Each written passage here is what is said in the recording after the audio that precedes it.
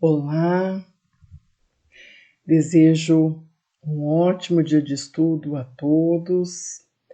Estamos aqui então hoje, no dia 15 de novembro, iniciando mais um estudo do curso Iniciação ao Espiritismo. Hoje abordaremos os capítulos 35 e 36, que falam sobre a parábola do semeador e a parábola da candeia. Esses capítulos são então abordados no livro de Teresinha de Oliveira, Iniciação ao Espiritismo. Gostaria então que todos pudessem por alguns instantes recolher seus pensamentos com calma, com tranquilidade, para fazermos a nossa prece de abertura. Deus amado, querido Mestre Jesus, amigos espirituais que nos auxiliam no nosso aprendizado, agradecemos por mais esta oportunidade de estudo, de reflexão e de aprendizado. Contamos com vossa proteção e vossa colaboração para abrir não só nossa mente, como também o nosso coração para o entendimento desses ensinamentos maravilhosos deixados por Jesus e reexplicados, relidos pela doutrina espírita, através dos estudos, através da codificação da doutrina espírita. Fica conosco, Senhor, hoje e sempre, e que assim seja. Bom, queridos colegas, queridos companheiros, nós vamos então hoje abordar estas duas parábolas tão significativas, tão importantes para o nosso aprendizado. Mas por que será que Jesus usava parábolas para deixar os seus ensinamentos? É que esse é um recurso muito utilizado para a nossa melhor compreensão.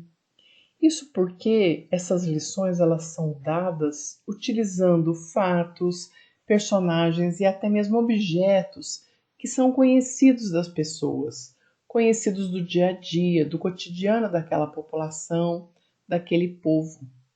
Bom, já são de 2000 anos, né?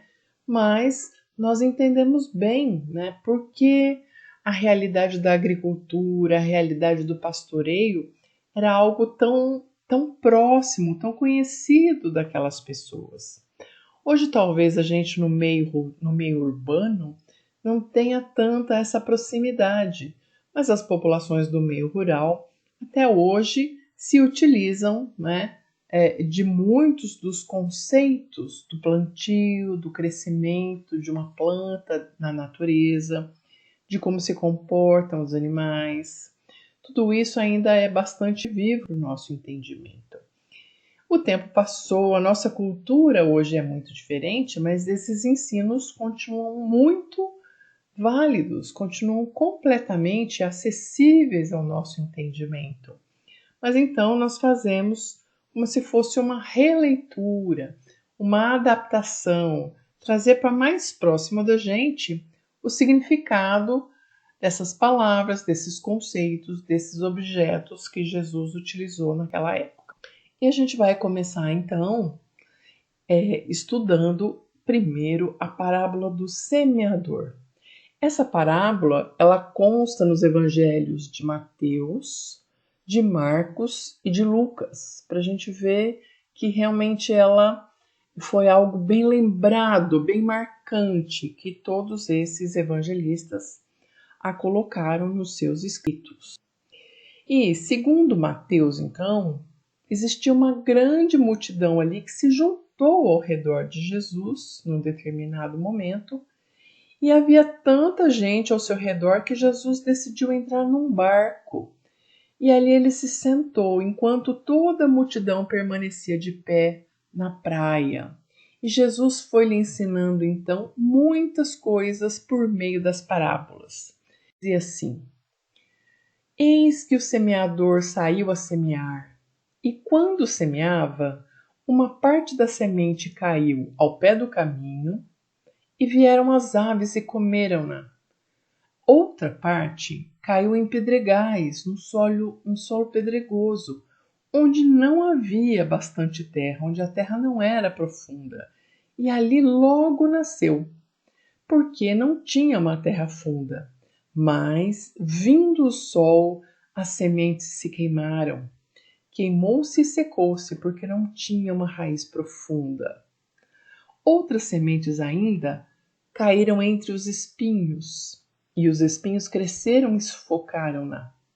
E finalmente outra caiu em boa terra e deu fruto, um a 100, outro a 60 e outro a 30 por um. Quem tem ouvidos para ouvir, que ouça. Muito bem, parece que aqui aparentemente Jesus está falando de plantio, mas Jesus explica aos discípulos e a gente pode compreender isso um pouco mais profundamente. Quem é esse semeador? O semeador desses grandes ensinos, desses ensinos morais e espirituais, é o Mestre Jesus. Ele vem como aquele que divide, aquele que colabora, aquele que participa, aquele que dissemina, né, através do plantio, a vontade de Deus, as palavras de Deus, a vontade de Deus, as palavras que ensinam sobre a moralidade, a espiritualidade, né, que é a boa nova que Jesus traz. Então, Jesus traz isso em forma de sementes. Por que em forma de sementes? Porque ainda não está desenvolvido nem em nós, nem no nosso planeta. As sementes, elas têm o potencial de vir a ser o bem implantado no nosso mundo, no nosso planeta. Em germe ainda. A mesma coisa dentro de nós, os ensinamentos de amor, de paz, de bondade estão em germe dentro do ser humano, mas nós precisamos desenvolver. Então, o que são esses solos, esses terrenos, esses campos? Somos nós, somos as pessoas que ouvem os ensinamentos. Então, é o campo do nosso próprio interior, é o campo dos nossos corações, das nossas mentes. E por que esses solos são diferentes? A gente poderia imaginar que todo mundo é criado igual. Sim, nós somos criados simples e sem conhecimento. Mas com o passar do tempo, as pessoas vão tendo diferentes experiências. Alguns espíritos já vivenciaram muito mais experiências, muito mais encarnações do que outros que são mais novos, são menos experientes, de maneira que a nossa evolução, o nosso conhecimento não é igual de uma pessoa para outra. Muitas vezes a gente gostaria que o nosso familiar, o nosso conhecido, o nosso amigo tivesse o mesmo entendimento que a gente tem, mas a gente não sabe se ele já passou pelas mesmas experiências que nós já passamos. Nós não sabemos se o aprendizado dele aconteceu da mesma maneira que o nosso. Por isso que nós olhamos para as pessoas no mundo e cada um está num estágio de evolução, num estágio de entendimento e compreensão diferente. E é isso que Jesus salienta aqui. Ele relembra a gente. Os solos são diferentes porque as pessoas não são iguais. Cada uma está numa etapa, num grau de evolução diferente. Por isso, cada uma tem seu próprio modo de pensar e de agir. Então, a gente pode até pensar nisso como se fosse um gráfico, né? Ou como se fossem etapas que vão acontecendo ao longo do passar do tempo. O próprio solo pode servir bem para a gente entender isso. Quando começa a se formar o solo, ele é uma rocha dura, impermeável. Acontece que com o passar do tempo, com o sol, a chuva, o vento, esse solo vai se quebrando, essa rocha vai se quebrando e se transforma então de uma rocha impermeável em um solo pedregoso. Com o passar do tempo e o processo de intemperismo, de erosão, esse solo começa a se aprofundar, mas ele ainda é raso. É o que a gente pode dizer que é propenso a poucos tipos de planta, principalmente os espinheiros. E só com o passar do tempo, com a ação do tempo e das experiências, é que o solo realmente vai se tornar um solo fecundo, vai se tornar um solo apropriado para o plantio. Então a gente vai ver Jesus falando aqui sobre o solo e a gente pode fazer essa comparação do solo com o ser humano. O ser humano também, quando ele é produzido, quando ele é criado, ele ainda é muito primitivo, instintivo, e a gente vai passando por experiências.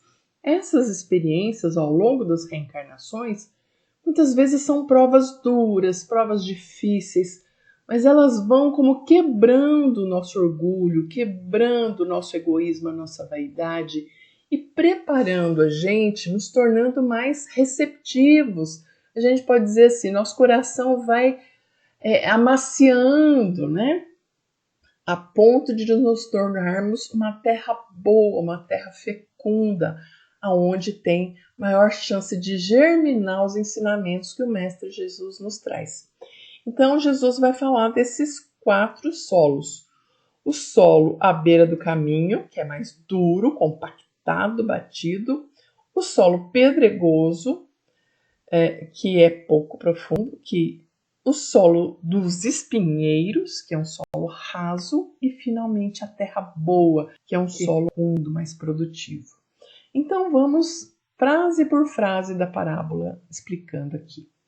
Então Jesus começa assim: e quando semeava, uma parte da semente caiu ao pé do caminho. Então, sabe quando aquele caminho que a gente passa várias vezes, ele vai ficando duro, ele vai ficando compactado, né?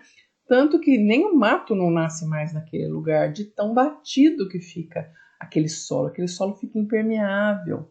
É um solo impermeável à penetração das sementes, ele é refratário a todos os ensinamentos que chegam ali, né? Por quê?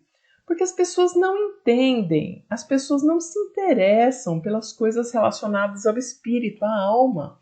Elas não dão valor a esse tipo de assunto, elas estão focadas exclusivamente no prazer, na vida material, naquilo que é imediato, nos prazeres imediatos. Então essa pessoa ela não está nem um pouco afeita, né, àquele assunto. E o que acontece então? Na parábola ele fala assim: e vieram as aves e comeram da semente.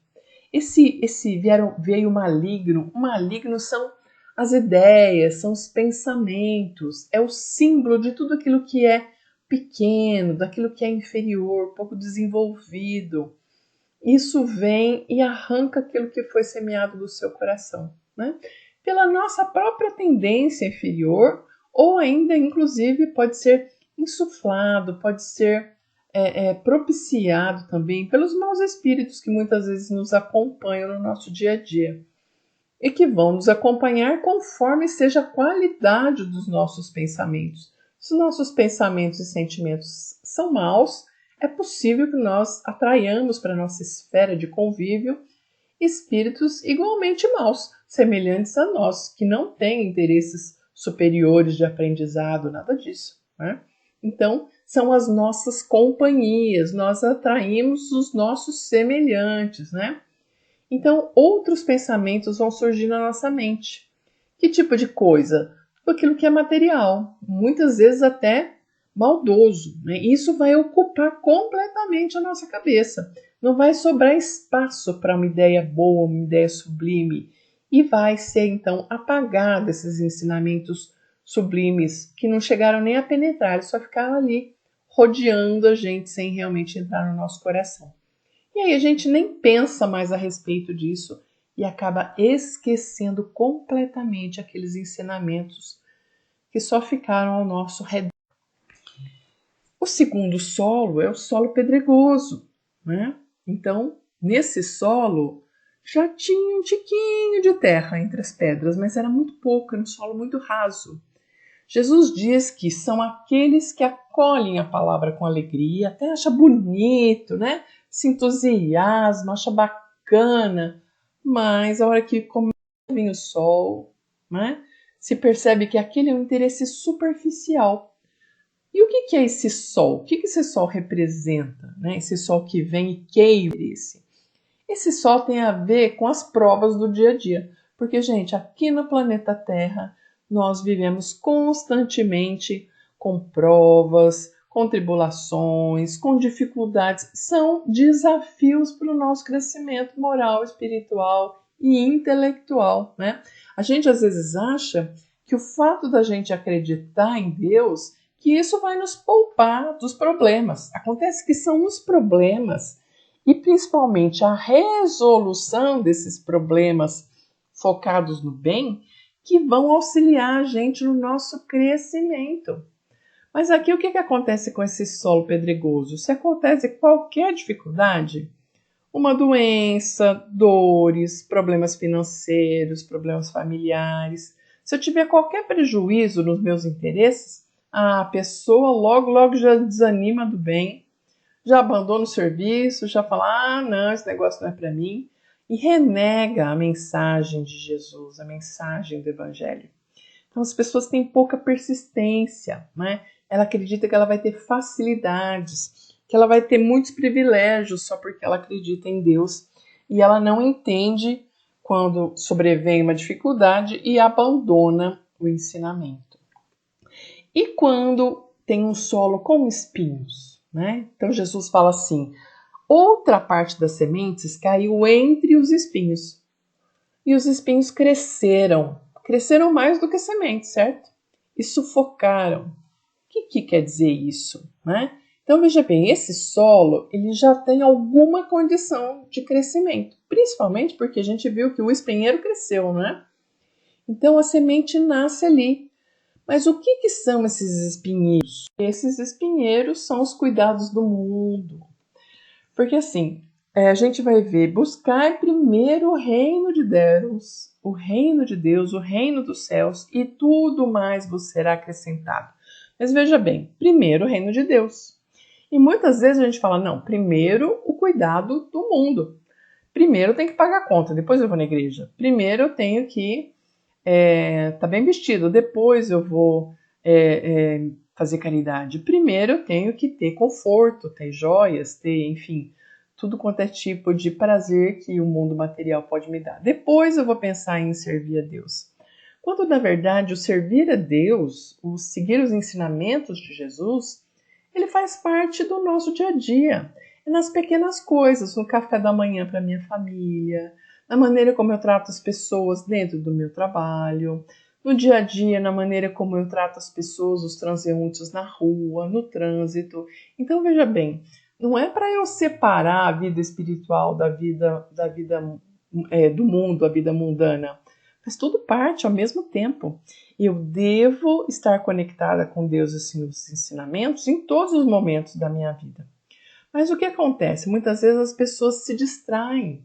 Então, distrações, ilusões, esses interesses materiais, o foco no dinheiro, na fama, no status, benefícios de forma direta, tudo aquilo que agrada meu ego, me distraem dos ensinamentos de Jesus. Veja bem, eu não estou falando aqui que dinheiro é ruim, que fama é ruim.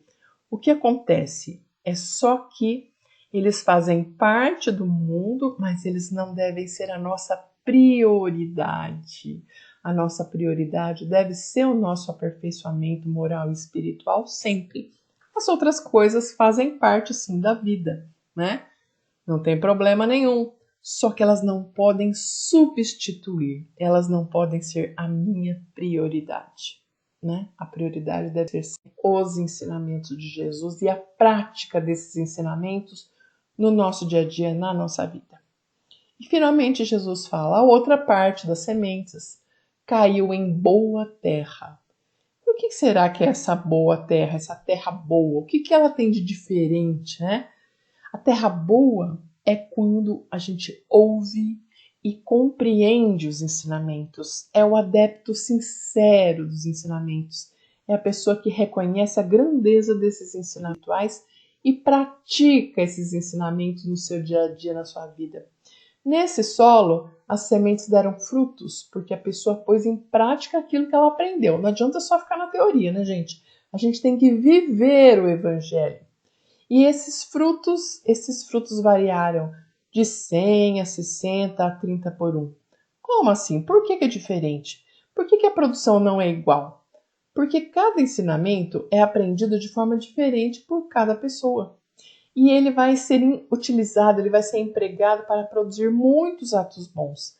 Mas cada pessoa do seu jeito, na sua possibilidade, no seu entendimento e no seu empenho. Então vai depender de quanto ela puder, de quanto ela quiser. Vai depender de todo o seu preparo e de toda a sua vontade, de toda a sua ação. Olha só, nós temos recebido, né, essas sementes de Jesus agora através da luz do Espiritismo, né? Essas palavras do reino de Deus, esses ensinos espirituais. Então, conforme a gente utilizar essa ferramenta, esses ensinamentos, nós vamos conseguir, através das nossas ações, produzir na nossa vida com aquilo que a gente recebeu. A gente vai produzir o quê? No nosso dia a dia, a gente vai produzindo ações, produzindo pensamentos, produzindo sentimentos. Cada ação nossa, quando a gente ensina um filho, quando a gente trata bem os nossos pais, nossos genitores, quando a gente oferece o nosso testemunho para uma pessoa que está em sofrimento, que está em dor, quando a gente, às vezes, na casa espírita, trabalha fazendo um trabalho de doação, quer seja na sopa, quer seja no passe, numa palestra, num atendimento fraterno, conversando com alguém, dando uma palavra de apoio, uma palavra de consolo. Esses são os nossos frutos. A cada momento, vivendo eticamente, dentro do nosso trabalho, dentro do nosso lar, a cada qual, né, a gente vai ter um tipo de solo que vai revelar o que é que tem por dentro da nossa. Como é que eu tô? Como é que eu me reconheço dentro da situação dessa parábola? Como será que é meu coração? Como será? Qual campo eu vou ter? Né? Será que eu sou mais um campo impermeável, né? Permeável aos ensinamentos de Jesus, aos ensinamentos da doutrina espírita? Será que eu tenho me iludido, acreditando que só a simples informação ela vai me poupar das dificuldades? Meu solo ainda é muito pedregoso, né? Será que eu tenho tido perseverança diante do sol, né? Das provas comuns do dia a dia? Ou será que eu tenho me deixado distrair pelos interesses materiais? Será que eles são prioridade na minha vida acima de tudo? Ou será que eu tenho esses ensinamentos acima de tudo, né? E finalmente, será que eu tenho conseguido colocar em ação esses ensinamentos? Eu estou produzindo bons frutos na minha vida? Para mim, para os meus semelhantes, para todos aqueles que me rodeiam? São coisas para a gente refletir, né, sobre essa parábola e entender que ela é mais atual do que nunca, né? Que nós devemos aproveitar os ensinamentos melhor maneira. E em seguida, inclusive nos evangelhos de Marcos e de Lucas, essa parábola da candeia ela vem mesmo logo após a parábola, né, do semeador. Né? A gente vai ter a parábola da candeia. E vamos lá, o que será que é essa tal dessa candeia? Né? A candeia poderia hoje ser comparada assim, a uma lamparina, a um lampião. Né? Era um objeto onde se guardava o óleo. Tinha um pavio, né, que era acendido e alimentado com óleo, podia clarear, né, naquela época, uma casa, um local, né? Seria o serviço de uma lâmpada, né? É que naquela época não tinha luz elétrica, né, como existe hoje. Então, na parábola, Jesus fala assim: vós sois a luz do mundo, e não se pode esconder uma cidade construída sobre um monte. Quer dizer, a cidade foi construída sobre o monte, ela é alta, ela é elevada. Como é que você vai esconder isso? E também, ninguém acende uma candeia e a coloca debaixo de uma vasilha, de um alqueire, né? Pelo contrário, coloca num lugar apropriado, alto, e assim ilumina a todos os que estão na casa.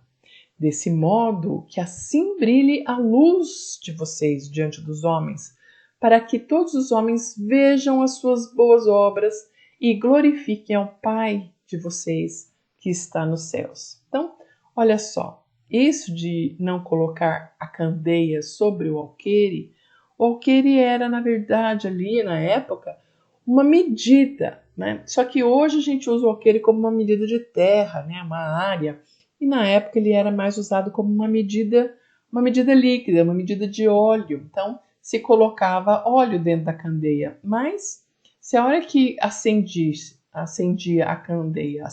candeia, a gente colocasse a medida por cima, né, que é como se fosse uma vasilha, um pote, né, a luz ficaria escondida. Ninguém vai fazer uma coisa dessa. Se a gente está acendendo a candeia, é exatamente para a gente aproveitar a luz dela. E Jesus está dizendo que nós somos como essa candeia. Esse brilho, essa luz que existe dentro da gente, equivale ali, né, ao nosso espírito que Deus colocou, né, em um corpo, né, material, mas esse espírito ele vem com todo o potencial de brilhar, com todo o potencial de evoluir, com todo o potencial de crescer, né? Então, o que ilumina realmente o mundo, né? Jesus estava chamando ali os seus discípulos de luz do mundo. Por que ele estava chamando os discípulos assim? Vós sois a luz do mundo. Porque os discípulos já tinham algum conhecimento espiritual com todo aquele período que eles passaram com Jesus. Eles foram desenvolvendo, eles já tinham virtudes desenvolvidas e desenvolveram mais ainda. Então, pessoas que têm esse conhecimento espiritual, essas pessoas são diferentes da maioria, são diferentes das pessoas mais comuns, que ainda têm aquele solo pedregoso no coração, né?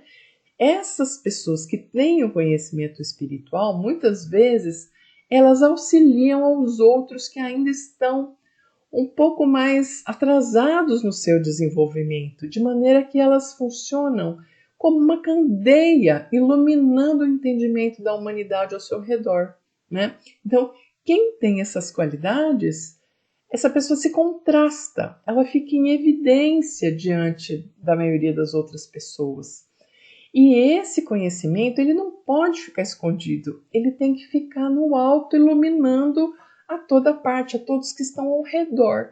Por isso que quem tem algum conhecimento, não importa se é pequeno, esse conhecimento que você tem, ele já serve para ajudar aquele outro irmão que não tem ainda luz própria, que não tem ainda luz nenhuma. E você, por outro lado, nós, por outro lado, nos beneficiamos de uma outra pessoa que já tem um conhecimento um pouquinho maior do que o nosso, certo? Então, assim, um ajuda o outro na sua possibilidade, né? Então, se eu ainda estou muito atrasado, com muita dificuldade, eu tenho uma luz muito pequenininha, eu me beneficio da presença de um outro que já tem mais conhecimento, que fala melhor, que conhece melhor e que divide aquele conhecimento conosco. Porque a luz do conhecimento, quando a gente divide, ela não diminui, na verdade ela multiplica. E é esse o entendimento que a gente tem de luz.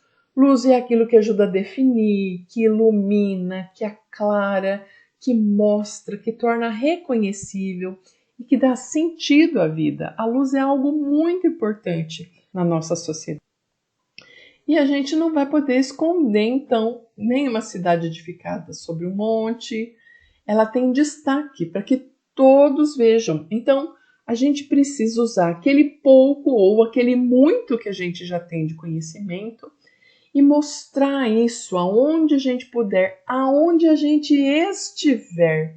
Então, mas eu estou aqui, eu sou uma dona de casa, ou eu sou uma pessoa que só fica aqui num ambiente restrito.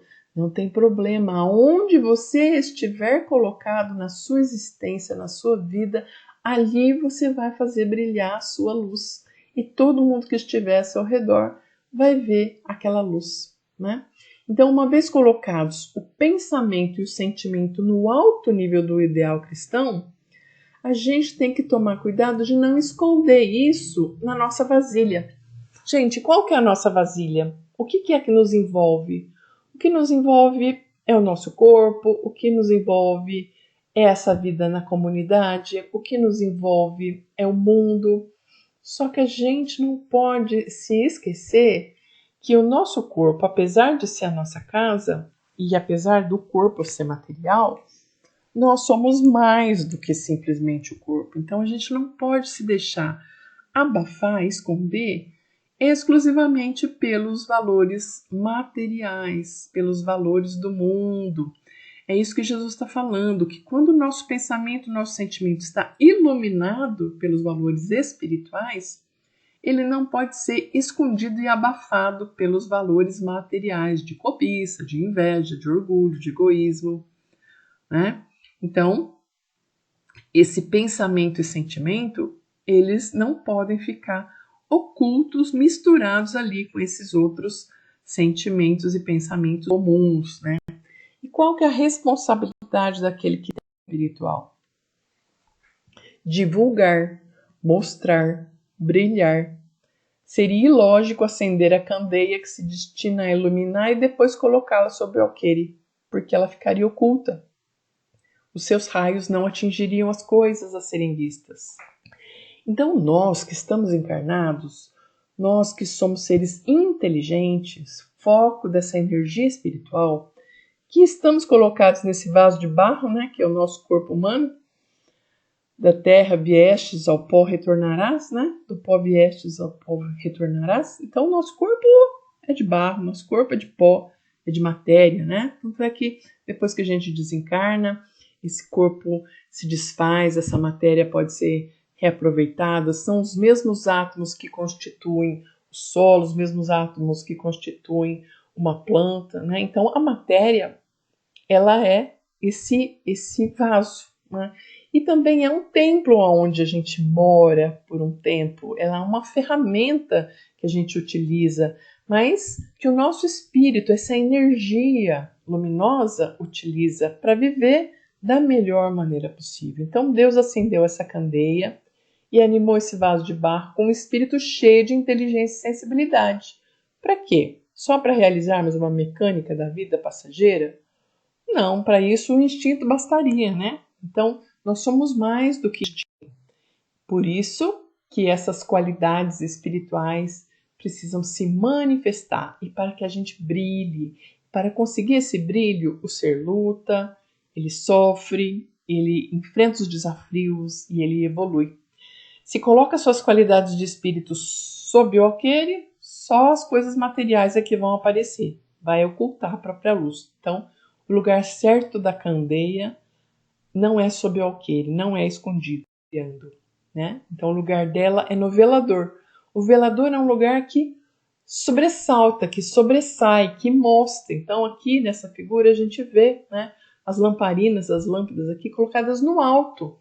A gente nunca vai ver uma lâmpada colocada lá no baixinho, a não ser que a gente queira uma luz muito indireta, muito pequena. Se a gente quer que ilumine bastante, a gente vai colocar a luz assim, ó, no alto. Então, em um suporte que a deixa num ponto elevado, fazendo a sua luz chegar a todos que estão.